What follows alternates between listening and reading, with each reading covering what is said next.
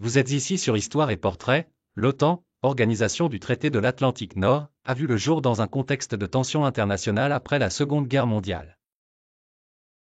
À cette époque, l'Europe était dévastée et les États-Unis ainsi que plusieurs nations d'Europe de l'Ouest craignaient une expansion du communisme soviétique.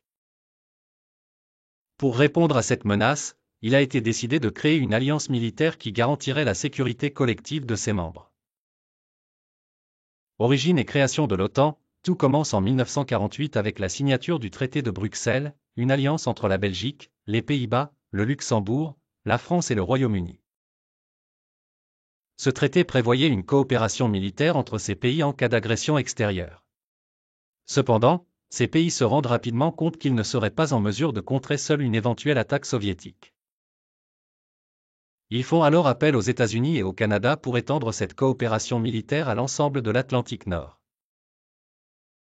Le 4 avril 1949, l'OTAN est officiellement fondée avec la signature du traité de Washington. 12 pays sont membres fondateurs, les États-Unis, le Canada, le Royaume-Uni, la France, la Belgique, les Pays-Bas, le Luxembourg, le Danemark, la Norvège, l'Islande, l'Italie et le Portugal. Le traité stipule que toute attaque contre un membre de l'OTAN serait considérée comme une attaque contre tous, engageant ainsi une réponse collective, principe de la défense collective inscrit à l'article 5. La guerre froide et l'expansion de l'OTAN. Dans les premières années, l'OTAN était principalement une organisation destinée à dissuader toute attaque soviétique sur l'Europe occidentale. Avec la guerre froide, les tensions entre l'Occident et l'Union soviétique, et ses alliés, ne cessaient de s'intensifier, culminant en 1955 avec la formation du Pacte de Varsovie. Le Pacte de Varsovie était une alliance militaire entre l'URSS et plusieurs pays du bloc de l'Est. Cette division en blocs militaires opposés cristallisa les rapports entre Est et Ouest pour les décennies à venir. Au fil des ans, d'autres pays rejoignent l'OTAN. En 1952, la Grèce et la Turquie intègrent l'alliance.